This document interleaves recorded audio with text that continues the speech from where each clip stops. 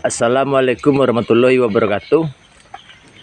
Terima kasih kepada kawan-kawan yang udah mampir di channel saya ini.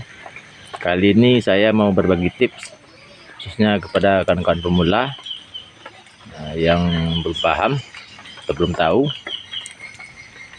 Video ini khusus saya tujukan bagi kawan-kawan yang berada di dataran rendah. Jadi di video ini saya mau membagikan tips kan, jika kita nanti kan berada di dataran rendah itu, agar nanti durian kita itu terhindar dari beberapa resiko sebagai berikut. Oke, kita mulai saja. Jadi nanti keadaannya kan kawan-kawan tuh bertanam durian itu kan, baik skala kebun atau skala pekarangan, khususnya di dataran rendah itu, saya sarankan tanamlah durian itu metode busut. Jadi jika ada nanti kawan-kawan tuh kan yang terlanjur tidak menanam metode busut, maka galilah paret agar nanti terhindar nanti dari air menggenang di sekitar lahan atau di sekitar pohon, karena di dataran rendah ini kan kawan sering terjadi banjir kan, dan jika pohon durian kita itu nanti sering dilanda banjir atau menggenang air kan, akarnya nanti bisa membusuk, dan itulah penyebab daun durian kita itu menguning. Kemudian sebelum saya masuk ke poin ini, saya mau bercerita sedikit dulu. Jadi di poin ini tentang tentang buah durian. Karena kan kawan, sebagian cerita itu atau udah banyak cerita lah yang saya dengar kan, di dataran rendah ini kadang-kadang durian itu sulit berbuah.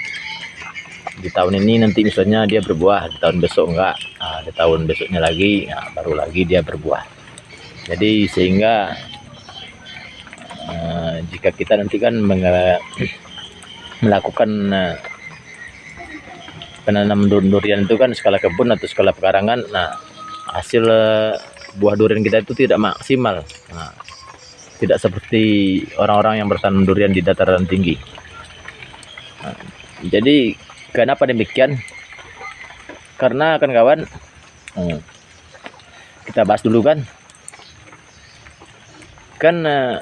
kalau durian itu yang saya maksud itu tuh kan durian yang sudah layak berbuah, misalnya nanti kan di usia 4 atau 5 tahun kan. Jadi sebelum durian itu memunculkan bunga, dia akan mengalami dulu nanti itu fase kering atau fase kemarau, lebih kurang itu 2 bulan.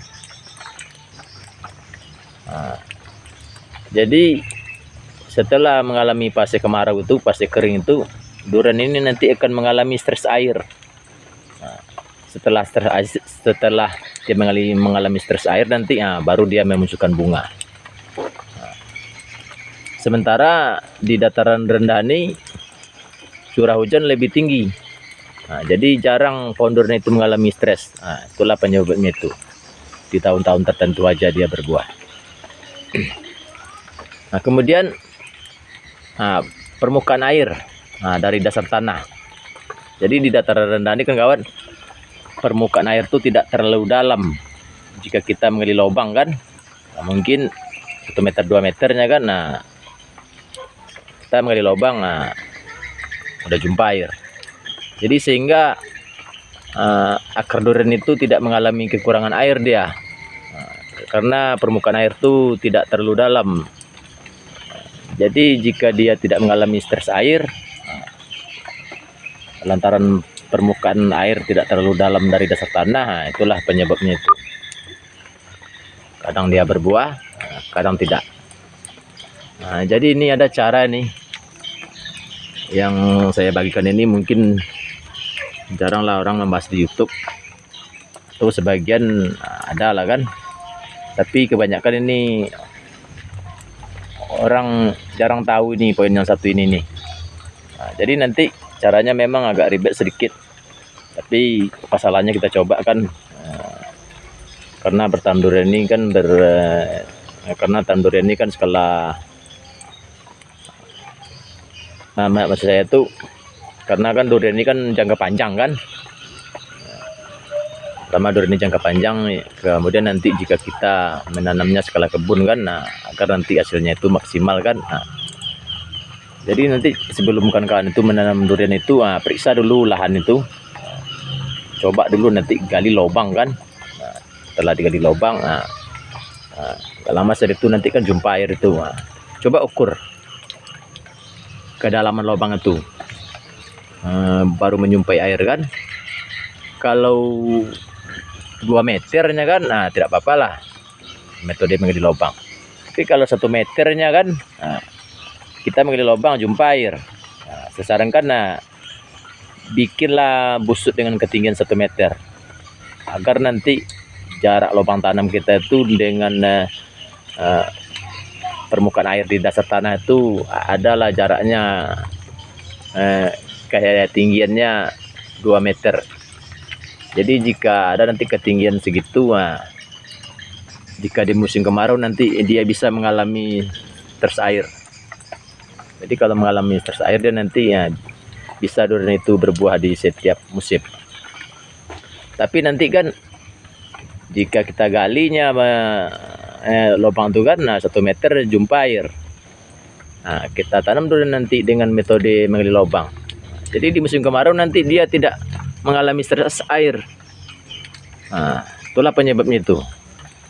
Tahun ini dia berbuah, tahun besok enggak, tahun besoknya lagi baru berbuah lagi.